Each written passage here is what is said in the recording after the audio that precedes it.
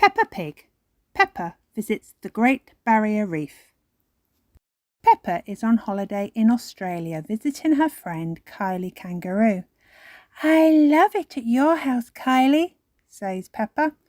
"I could stay here forever," decides Daddy Pig.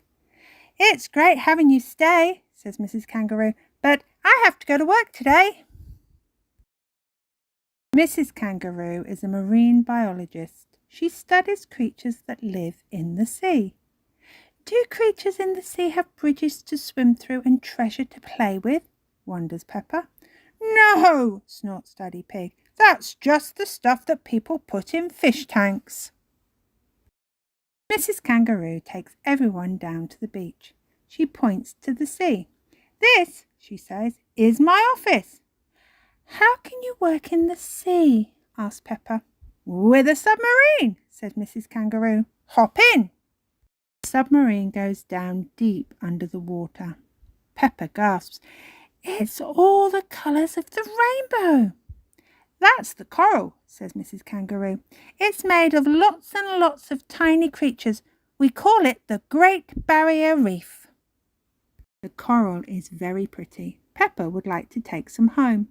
"We must never ever take anything away from here," says Mrs. Kangaroo.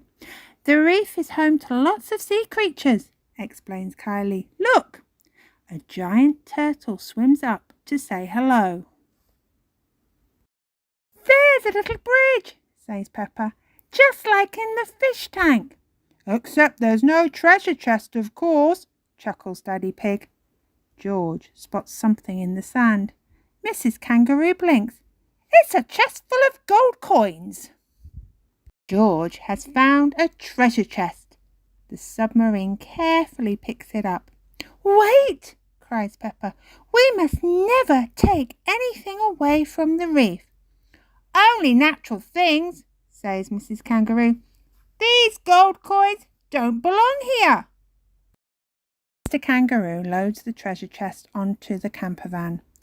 "Those gold coins will pay for lots more marine research," says Kylie.